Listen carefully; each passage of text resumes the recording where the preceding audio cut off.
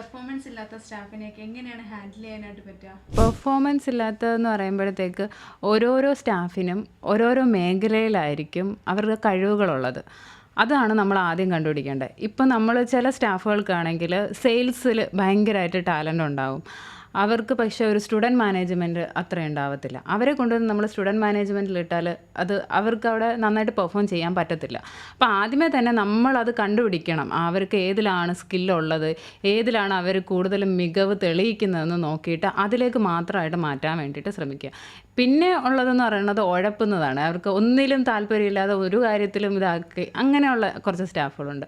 അപ്പോൾ അതിന് നമുക്ക് ചെയ്യാൻ പറ്റുന്നത് അവരുടെ ഏതൊരു ഡിപ്പാർട്ട്മെൻറ്റിലാണെങ്കിലും, ഇപ്പം നമ്മുടെ സെയിൽസിലായാലും മാർക്കറ്റിങ്ങിലായാലും എല്ലാത്തിലും വരുന്ന സ്റ്റാഫുകൾക്ക് അതിൽ പെർഫോമൻസ് ഇല്ല എങ്കിൽ നമ്മൾ ഉടനെ തന്നെ ഡിപ്പാർട്ട്മെൻറ്റ് ചേഞ്ച് ചെയ്ത് കൊടുക്കണം. അപ്പോൾ അവർക്ക് ആ മറ്റേതിൽ അവർ നല്ലോണം ചെയ്യുന്നുണ്ടോ ഇല്ലയോ എന്ന് നമുക്ക് അറിയാൻ പറ്റും. പിന്നെ ഉള്ളതെന്ന് പറയണത് പിന്നെ നമുക്ക് ട്രെയിനിങ് കൊടുക്കാം, കൂടുതൽ സപ്പോർട്ട് കൊടുക്കാം. ഇങ്ങനെയാണ് നമുക്ക് എന്ത് ഔട്ട്പുട്ടാണ് വേണ്ടതെന്നുള്ളത് നമ്മൾ അവരുമായിട്ട് കമ്മ്യൂണിക്കേറ്റ് ചെയ്യാം.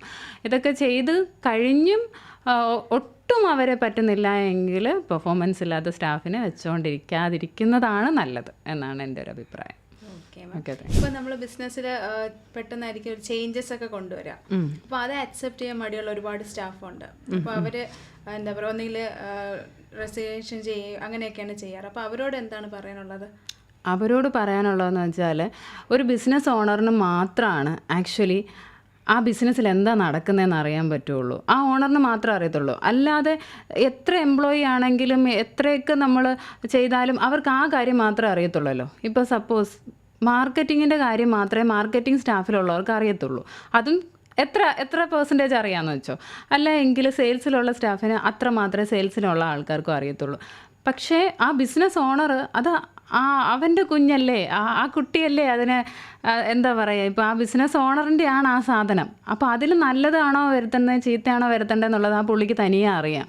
ഒരാളും സ്വന്തം ബിസിനസ്സിനെ അങ്ങോട്ട് അതങ്ങ് മൊത്തത്തിൽ പോവട്ടെ എന്നും പറഞ്ഞിട്ട് ഒരു കാര്യവും ചെയ്യത്തില്ലല്ലോ. അപ്പോൾ അവർ കൊണ്ടുവരുന്ന ഏതൊരു കാര്യമാണെങ്കിലും അത് പുതിയതായിട്ടുള്ള ഇന്നോവേറ്റീവ് ഐഡിയാസ് ആണെങ്കിലും നമ്മളത് അക്സെപ്റ്റ് ചെയ്യുക എന്നുള്ളതാണ്. നമ്മൾ അക്സെപ്റ്റ് ചെയ്തിട്ട് ട്രൈ ചെയ്ത് നോക്കുക. എല്ലാ കാര്യം നമ്മൾ ട്രൈ ചെയ്തല്ലേ നോക്കുന്നത്. ട്രൈ ചെയ്ത് നോക്കുക, അത് തന്നെ അവരുടെ കൂടെ ഹെൽപ്പ് ചെയ്യുക. ഒരു എംപ്ലോയി എന്ന് പറയുമ്പം ബിസിനസ് ഓണറിനെ അല്ലെങ്കിൽ നമ്മൾ എവിടെ വർക്ക് ചെയ്യുകയാണെങ്കിലും അവരെ നമ്മൾ ഹെൽപ്പ് ചെയ്യുകയാണ് ചെയ്യുന്നത്. നമ്മൾ ഹെൽപ്പ് ചെയ്ത് കൊടുത്തു നോക്കുക. അത് വർക്കാകുന്നുണ്ടെങ്കിൽ നമുക്ക് തന്നെയല്ലേ ബെനിഫിറ്റ്. ഇല്ല എങ്കിൽ ഇപ്പോൾ മുങ്ങിത്താഴുന്നൊരു കപ്പലിലാണ് വന്നിട്ട് ഇങ്ങനെ ചെയ്യുവാണെങ്കിൽ നമുക്ക് നഷ്ടമാണെന്ന് പറയാം. ഇതിപ്പോൾ അല്ല, അത് ഗ്രോ ചെയ്താലോ അവർക്ക് തന്നെയല്ലേ ലാഭം വരുന്നത്. അതുകൊണ്ട് അങ്ങനെ ഒരു ട്രൈ കൊടുക്കുന്നതാണ് നല്ലത്. പിന്നെ റിസൈൻ ഇങ്ങനെയൊക്കെ പെട്ടെന്ന് എന്തെങ്കിലുമൊക്കെ വരുവാണ്, പെട്ടെന്ന് എന്തെങ്കിലും ഇങ്ങനെ പുതിയ ഐഡിയാസൊക്കെ കൊണ്ടുവരുമ്പോൾ അത് അക്സെപ്റ്റ് ചെയ്യുന്നില്ല എങ്കിൽ അതിനർത്ഥം അവർ ഉഴപ്പാണെന്നാണ്. ഇപ്പോൾ നമ്മുടെ ഇൻസ്റ്റിറ്റ്യൂട്ടിൽ തന്നെ നമ്മൾ ഇപ്പോൾ ടെലികോളേഴ്സ് ഉണ്ട്. അപ്പോൾ നമ്മൾ ആ കോള് ട്രാക്ക് ചെയ്യാനൊരു സംഭവം കൊണ്ടുവന്നപ്പോൾ റിസൈൻ ചെയ്ത സ്റ്റാഫുകളുണ്ട്. അതിൽ നിന്ന് തന്നെ മനസ്സിലാക്കാൻ പറ്റും, അയ്യോ അത് ട്രാക്ക് ചെയ്ത എന്നെ ഞാൻ വെളിവാകുമല്ലോ എന്ന് വിചാരിച്ചിട്ടായിരിക്കാം ഒരു പക്ഷേ അവർ റിസൈൻ ചെയ്തത്. അപ്പോൾ അങ്ങനെ ഒരാൾ വന്ന് റിസൈൻ ചെയ്യുകയാണ് എന്ന് പറയുമ്പോൾ ഒരിക്കലും ആരെയും പിടിച്ചു നിർത്തരുത്. താല്പര്യമില്ലാത്ത ഓരോ ജോബും നമ്മളപ്പോൾ തന്നെ അവർക്ക് താല്പര്യം ഇല്ലയെന്ന് കണ്ടു കഴിഞ്ഞാൽ പിന്നെ അവരെ മാറ്റുന്നതായിരിക്കും നല്ലത്. അല്ല എങ്കിൽ നിൽക്കുന്ന ഓരോ ദിവസവും ആക്ച്വലി അവർ നമുക്ക് നഷ്ടം വരുത്തിക്കൊണ്ടിരിക്കും. അതിലും നല്ലത് പോകുകയാണെന്ന് പറഞ്ഞാൽ അപ്പോൾ തന്നെ പറഞ്ഞു വിടുക. അത് അവർക്ക് താല്പര്യം ഉണ്ടെങ്കിൽ നമുക്കിത് വരാത്ത രീതിയിൽ നോട്ടീസ് പീരീഡ് കൊടുത്തിട്ട് അവർ പറഞ്ഞു വിടാവുന്നതാണ്. ഈ സ്റ്റാഫ് ഉഴപ്പുന്നുണ്ടോയെന്ന് നമുക്ക് എങ്ങനെ കണ്ടുപിടിക്കാൻ പറ്റും? സ്റ്റാഫ് ഉഴപ്പുന്നുണ്ടോ എന്ന് അറിയാൻ വേണ്ടിയിട്ട് നമുക്ക് ഇപ്പോൾ ഒരുപാട് സോഫ്റ്റ്വെയർസ് അവൈലബിൾ ആണ്. അത് നമുക്ക് ചെക്ക് ചെയ്യാനായിട്ട്. ഇപ്പോൾ കോൾ വിളിക്കുന്ന ഒരു സ്റ്റാഫാണെങ്കിൽ കോൾ റെക്കോർഡ് വെച്ചിട്ട് നമുക്ക് കണ്ടുപിടിക്കാൻ പറ്റും. അതിന് CRM അതുപോലെ തന്നെ പ്രിവ്യർ അങ്ങനത്തെ ഒരുപാട് സോഫ്റ്റ്വെയർസ് ഇപ്പോൾ അവൈലബിൾ ആണ്. നമുക്കത് നോക്കിയാൽ മതി. പിന്നെ അല്ലാതെ തന്നെ നമുക്ക് അറിയാൻ പറ്റും, നമുക്ക് ഒരു വൈബ് അടിക്കും, അയ്യോ എന്തോ ഇവിടെ മിസ്സാകുന്നുണ്ടല്ലോ എന്ന് നമുക്ക് മനസ്സിലാകും, സ്വയം തന്നെ മനസ്സിലാകും. കുഴപ്പമുണ്ടോ എന്ന് കണ്ടുപിടിക്കാനായിട്ട് ഈ പറയുന്ന സോഫ്റ്റ്വെയർസൊക്കെ നമുക്ക് യൂസ് ചെയ്താൽ മതിയാവും. അതാവുമ്പം നമുക്ക് ഡേറ്റ വെച്ച് സംസാരിക്കാൻ പറ്റും അവരുടെ അടുത്ത്. നിങ്ങൾ ഇന്നത് ചെയ്തിട്ടില്ലല്ലോ. മറ്റേത് നമ്മുടെ അസംഷൻസ് പറയുന്നതിനെക്കാട്ടി നല്ലത് ജസ്റ്റ് നമുക്ക് ഡയറക്റ്റ് പറയാം, ഇതാ ഈ സമയത്ത് ഇന്നത് നിങ്ങൾ ചെയ്തിട്ടില്ല എന്ന് പറയാൻ പറ്റും. നമ്മളിപ്പോൾ ഒരു സ്റ്റാഫിനെ എടുക്കാൻ നേരം ഇൻ്റർവ്യൂ ചെയ്യുമല്ലോ. അപ്പോൾ ഇൻ്റർവ്യൂ ചെയ്യാൻ നേരം നമ്മൾ എന്തൊക്കെ കാര്യങ്ങളാണ് ശ്രദ്ധിക്കേണ്ടത്? ഇൻ്റർവ്യൂ ചെയ്യുന്ന സമയത്ത് പൊതുവെ ഓരോരുത്തർക്കും ഓരോരോ രീതിയിൽ, അത് ഏത് മേഖലയിലേക്കാണ് നമ്മൾ ഇൻ്റർവ്യൂ ചെയ്യുന്നത് പോലെയാണ് വരുന്നത്. ഇപ്പോൾ നമുക്കൊരു സെയിൽസ് സ്റ്റാഫിനെ അങ്ങനെയാണ് വേണ്ടതെങ്കിൽ അവർക്ക് വേണ്ട ജോബ് റോളും കാര്യങ്ങളും എല്ലാം നമ്മുടെ കയ്യിലൊരു ക്രൈറ്റീരിയ ഉണ്ടാവും. അപ്പോൾ ഓരോരോ കമ്പനിയിലും ഓരോരോ രീതിയിലായിരിക്കും. അപ്പോൾ നമ്മൾ ആ ക്രൈറ്റീരിയ എഴുതി വെച്ചിട്ടുണ്ടാവണം. ആ എഴുതി വെച്ചതും കൊണ്ടാണ് അവരുടെ അടുത്ത് നമ്മൾ പോകുന്നത്. നമ്മൾ പ്രിപ്പയർ ആയിട്ട് വേണം അവരുടെ അടുത്ത് പോകാൻ. ചുമ്മാ അവർ വരുന്നു, അവരുടെ ഇൻട്രൊഡക്ഷൻ പറയുന്നു, ഓക്കെ കൊള്ളാം, അങ്ങനെ അങ്ങനെ ഒരിക്കലും എടുക്കരുത്. നമുക്ക് വേണ്ട ആ സ്കില്ലുകൾ അവർക്കുണ്ടോ എന്ന് നോക്കുക. ഉണ്ടെങ്കിൽ നമ്മൾ അവരെ അപ്പോയിൻറ്റ് ചെയ്യുക എന്നുള്ളതാണ്. പിന്നെ ഞാൻ പൊതുവേ എങ്ങനെ നോക്കുന്നതെന്ന് വെച്ചാൽ കുറച്ച് നാൾ നമുക്കിവിടെ നിൽക്കാൻ പറ്റുന്ന ആൾക്കാരെ ആയിരിക്കണം. ഇപ്പോൾ അതായത് ഓൾറെഡി കൺസീവായി ഇനി 2-3 മാസമേ ഉള്ളൂ, അങ്ങനെയൊക്കെ ഉള്ളവരെ നമ്മൾ എടുക്കത്തില്ല. കാര്യം എന്ന് വെച്ചാൽ അവർക്ക് ഫോൺ യൂസ് ചെയ്തും കൂടാ, അതുപോലെ തന്നെ 2-3 മാസം കഴിയുമ്പോൾ അവർ പോവുകയും ചെയ്യും. ഇവരുടേതായ പ്രശ്നങ്ങൾ ഇവർക്കുണ്ട്. അങ്ങനെയുള്ളവരെ ഒന്നും എടുക്കാറില്ല. അല്ലാത്ത നമുക്ക് കുറച്ച് നാൾ നിൽക്കും, അതുപോലെ തന്നെ എക്സ്പീരിയൻസ് ഉണ്ട്.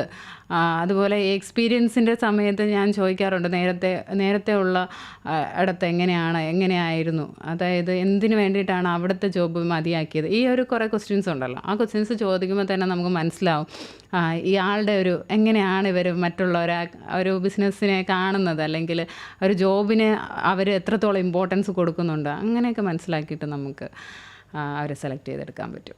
ഓക്കെ, സംഭവം നമ്മൾ ഒരു സ്റ്റാഫിനെ പുതുതായിട്ട് എടുക്കുകയാണ്. ഇപ്പോൾ ഏതൊരു കമ്പനിയിലൊക്കെ ആണെങ്കിലും പുതുതായിട്ടൊരു സ്റ്റാഫിനെ എടുക്കുന്ന സമയത്ത് അവരുടെ സാലറി നമ്മൾ തീരുമാനിക്കേണ്ടത് എന്തൊക്കെ കാര്യങ്ങൾ നോക്കിയിട്ടാണ്? നമ്മൾ സാലറി തീരുമാനിക്കുന്ന ക്രൈറ്റീരിയ ഉണ്ട്. ക്രൈറ്റീരിയ എന്ന് പറയുമ്പോഴത്തെ ഒന്നാമത്തെ കാര്യം നമ്മൾക്ക് അവരുടെ എക്സ്പീരിയൻസ് വെച്ചിട്ടാണ്. അവരുടെ എക്സ്പീരിയൻസ്, അതുപോലെ തന്നെ അവർ എത്രത്തോളം സ്കിൽഡാണ് ആ ഒരു കാര്യത്തിൽ, നമ്മൾ കൊടുക്കാൻ പോകുന്നതിൽ എത്രത്തോളം സ്കിൽഡാണ്. ഇപ്പം അതിനെക്കുറിച്ച് കൂടുതൽ റിസർച്ച് ചെയ്ത് കൂടുതൽ പഠിച്ചിട്ടുള്ള ആൾക്കാരൊക്കെ ഉണ്ടാവും. അപ്പോൾ അങ്ങനെയുള്ള ആൾക്കാരാണെങ്കിൽ അവർക്ക് കൂടുതൽ സാലറി കൊടുക്കണം.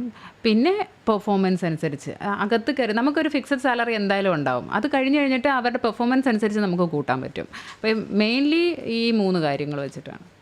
ഓക്കെ മിസ്, അപ്പോൾ കുറച്ച് നാൾ കഴിയുമ്പോഴത്തേക്ക് ഒരു സാലറി കൂട്ടി ചോദിക്കാനായിട്ട് തുടങ്ങും. അപ്പോൾ ആ സമയത്ത് നമ്മൾ എന്താണ് ചെയ്യേണ്ടത്?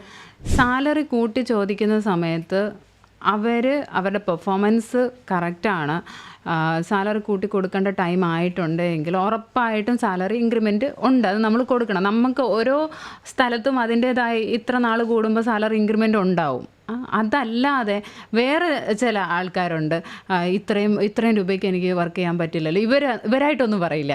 എൻ്റെ ഹസ്ബൻഡിന് എന്നോട് ചോദിക്കാറുണ്ട്, അല്ലെങ്കിൽ എൻ്റെ പേരൻസ് എൻ്റെ അടുത്ത് പറഞ്ഞു ഇത്രയും രൂപയ്ക്കൊന്നും ചെയ്യാൻ പാടില്ല. ഇങ്ങനെ പറഞ്ഞിട്ട് നമ്മൾ ത്രെട്ടൻ ചെയ്തോ അല്ലെങ്കിൽ നമ്മൾ ചലഞ്ച് ചെയ്തോ സാലറി ഇങ്ങനെ കൂട്ടി വാങ്ങിക്കുന്ന ആൾക്കാരുണ്ട്. അതായത് പെട്ടെന്ന് എന്തെങ്കിലും ഒരു അസുഖമാണ്, ഇങ്ങനെയാണ് എന്നൊക്കെ പറയും. എന്നിട്ട് നമ്മൾ സാലറി കൂട്ടി കഴിയുമ്പോൾ ഈ അസുഖം കാണത്തില്ല, പിറ്റേ ദിവസം മുതൽ തന്നെ വർക്ക് ചെയ്ത് തുടങ്ങും. അപ്പോൾ നമ്മൾ അങ്ങനെയുള്ള ആൾക്കാരെ ശരിക്കും പറഞ്ഞാൽ ഞാൻ പ്രൊമോട്ട് ചെയ്യത്തില്ല. അങ്ങനെയുള്ള ആൾക്കാരെ ഞാൻ അവരുടെ അടുത്ത് പോകാനാണ് പൊതുവെ പറയാറുള്ളത്.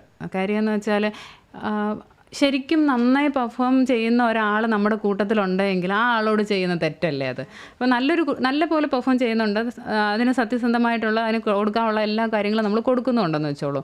ഈ കുട്ടി ഒന്നും അങ്ങനെ അധികം ചെയ്യേയില്ല, പക്ഷെ ഇങ്ങനെ പറഞ്ഞ് കംപ്ലൈൻറ്റ് എറിഞ്ഞെങ്കിൽ സാലറി താ ഇങ്ങനെ പറയുവാണെങ്കിൽ നമുക്കത് പ്രൊമോട്ട് ചെയ്യാൻ പറ്റത്തില്ല. നമുക്ക് അതേപോലെ തന്നെ സാലറി കൂട്ടുന്ന സമയത്ത് എല്ലാവർക്കും കൂടെ ഒരുമിച്ച് കൂട്ടും, എല്ലാവർക്കും 1000 രൂപ വെച്ച് കൂടട്ടെ.